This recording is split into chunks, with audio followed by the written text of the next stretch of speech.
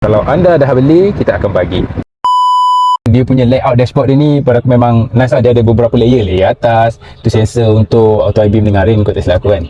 Lepas tu dengan and then this layer, lepas tu ada layer untuk dashboard ni pula. Memang nice lah. Lagi-lagi aircon vent belah depan. Dia punya signature untuk semua crown, bentuk dia macam ni. Kiri dengan kanan dia.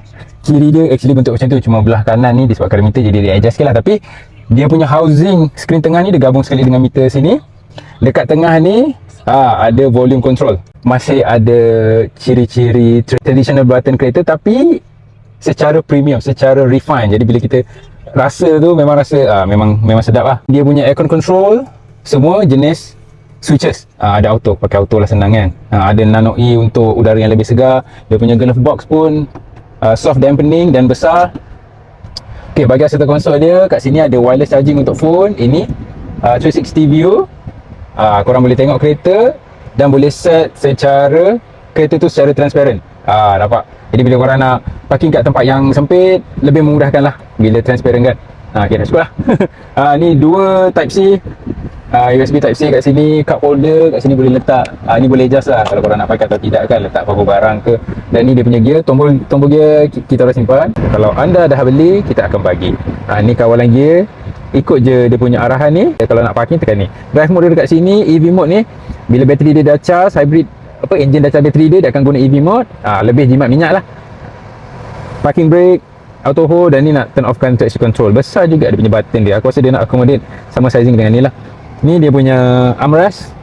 Okay, dua side boleh buka kiri kanan. Besar juga. Dekat dalam ni ada USB A dengan 12 soket. Alright.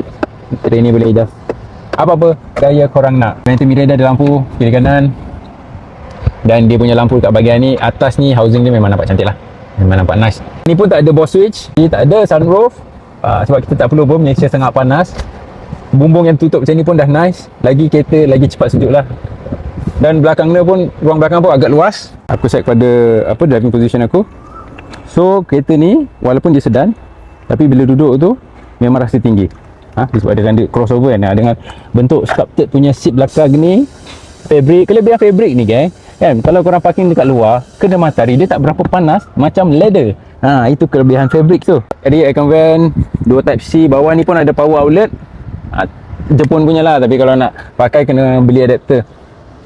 Ini armrest tengah, turun sampai habis.